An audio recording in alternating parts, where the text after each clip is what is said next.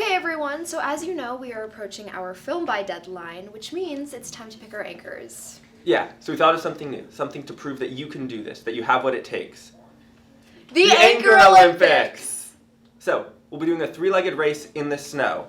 Everyone, you'll need teams. Come on. Ready? Pick your partner. Let's go. What up? Sorry, Gus, I'm going to Gabe. Where's the book?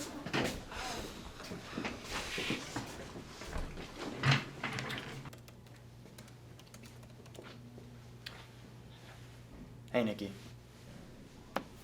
Hi, Gus. I guess it's just us. Yep. Do you see these snow animals? Mm-hmm. If we can adapt to the cold like them, we can win this whole thing. If we can adapt to the cold like them, we can win this whole thing.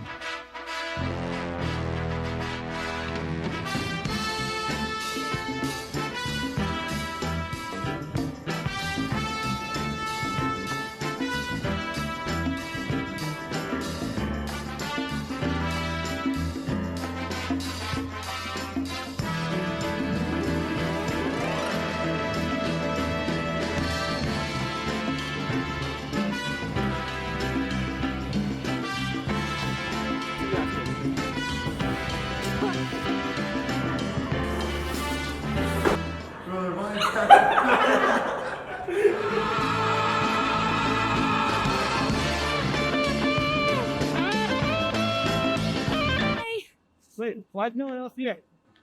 They all decided it was too cold. Really? Yeah. Huh? Well, I guess it means you guys are the anchors. Yeah. Why not? Okay.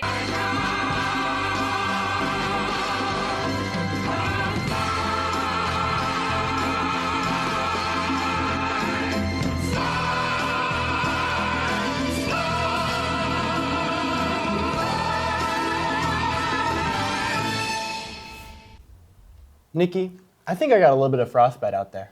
Oh, that's sad, but it was worth it in the end. Well, all the other teams forfeited. Come on, don't let the facts distract you from the truth.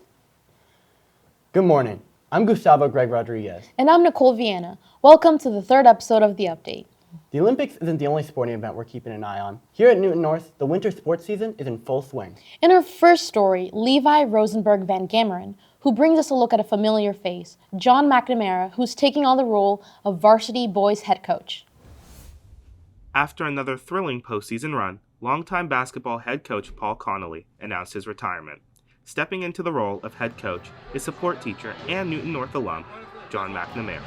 If we go 99 and they go pressure early in the game. You know, the transition was obviously difficult, but like stepping in has been a dream of mine for a long time to take this on at some point. You know, coach was here for 25 years. I played for him when I was, since I was a freshman in high school when I went here. So anytime someone's at a place for a long time like that, like it's just hard to transition to somebody else doing it. But it's been awesome. It's been really exciting. Honestly, we have a really good group of guys. Coach McNamara credits most of the team's success to their close-knit culture. I think the biggest strength for us is our just our togetherness on the court. The kids are really like our cohesiveness, like the way they care about each other. I think off the court translates to on the court, and that they play together. They're selfless. I mean, even though last year our team chemistry was unbelievable, it's just going to keep building this year. I mean, the kids are playing with each other year round, and it's almost like a second family. That's senior captain Luke Washa. He played for Coach McNamara on the junior varsity team, and now they've reunited on the varsity squad. Personally, I love the guy. I mean, whether it was freshman and sophomore year, I just practically lived in his wins. Just being able to go in there, get a little work done, but more so kind of talk to him. The way he carries himself and the energy he brings to each and every day, it radiates throughout the whole team.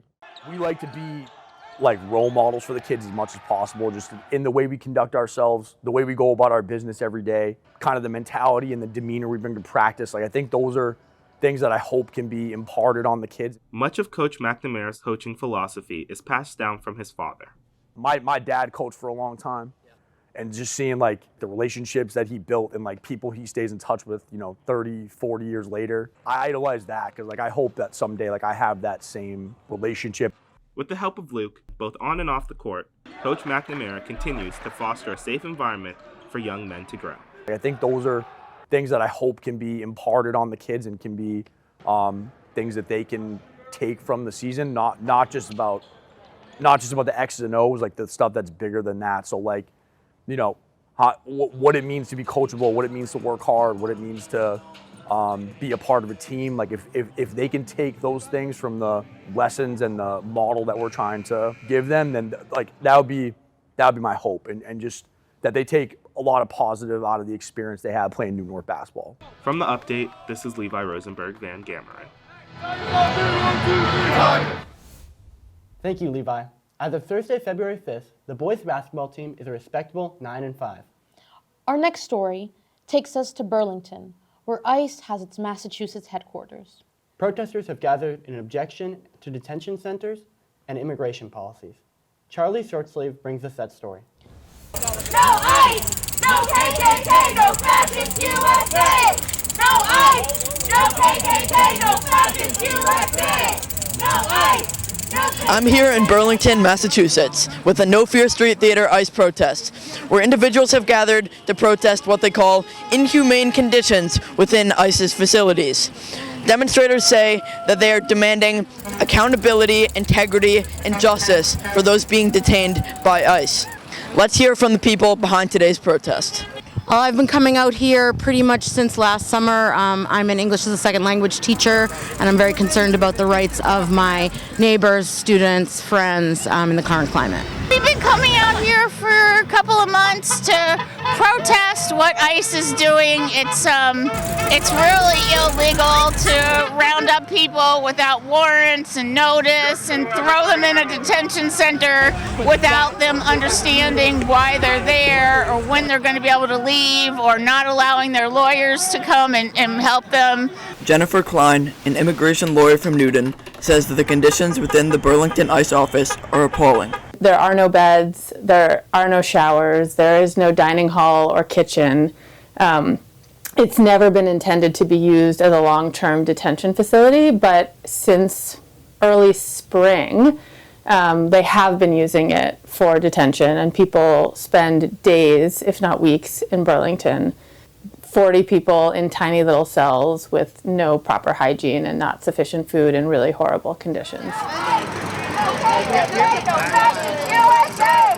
Klein says that the crackdown goes beyond immigration enforcement, raising concerns about the constitutional rights of legal immigrants living inside of the U.S. You are seeing ICE officers violently arresting people. You are seeing them change law and policy to suit what they want, and so it feels like we've really just lost the rule of law under this administration. That's how we fix this economy. We can't start until all of these illegals are out. 1,000 here, 1,500 there, that's awesome. Across from the No Fear Street Theater protest was the New England Conservative Coalition, using their rights to make their voices heard in support of ICE. I have a lot of friends who are legal immigrants. They don't support people coming across the border illegally, and that's mainly why I'm here. We believe that by getting rid of these immigrants, we'll make our communities safer, happier, and more secure. Closer to home, Newton North students are also expressing their beliefs, with 2 anti-ICE walkouts in the past month. I think that it is very important that Newton as a community can stand together for it to show how much it really believes in these values. I think it's great when students understand that their voices matter, because, you know, in 20 years I'm going to be gone, but hopefully all of you will be part of this world, and I think you want a better world than the one we're seeing right now, and you deserve one. As debates over ICE and immigration play out nationwide, people all over Massachusetts have proven that speaking out is growing increasingly more urgent. For the update, this is Charlie Shortsleeve. ICE has no business here. No hate, no fear. ICE has no business here. Thank you, Charlie. With so much activism going on right now, even some right here at North, we wanted to further explore how students use their voices for change in our community. Next up, Blake McNeil brings us a story of those who are taking a stand about the issues that matter most to them. Here at Newton North, there are many ways for students to speak up and express themselves. To understand the power of their voices, every sophomore participates in the Dr. Martin Luther King Jr. speech unit. The ability to speak and create change was important during the civil rights movement, but it is just as important today. We interviewed English teacher and advisor of the HRC Club, Michelle Leong, to discuss why it's important to have students' voices heard. And I think now more than ever, it can be easy for some folks to forget that they can be change makers, that they can commit to making the world a better place, and really the power of their voice, literally and figuratively, to influence people to make changes and to take action so that everybody can feel seen and heard. Last year's contestant, Tayshawn Metro-Reese, one of the class of 2027 speech finalists, wrote his speech on his experience being a part of the Metco program, highlighting how the students can feel alienated by their school and peers. I didn't feel like I belonged in my Newton community. I think it's very evident that I was different being Metco, but I felt like I was always an outsider, I guess. While speaking in front of over 500 people can be unnerving, ultimately the response from the community makes it worthwhile. I had a couple parents come up to me and talk to me about how my speech resonated with them, and I felt like that definitely made me feel seen and like embraced in a way. Aside from the sophomore speeches, there are numerous clubs and events across the school focused on self-expression, such as the Human Rights Council and Lost and Found. You know, having been here since 1998, really seeing the need for students to not just feel, but to believe that they belong, that they can be celebrated, that they can laugh, that they can cry, they can be angry, that they can be joyful, that they can be authentically themselves. At the end of the day, students come out of these initiatives with a new ability to freely express themselves without fear. I really encourage them to think about, who am I? What do I want the world to know about me?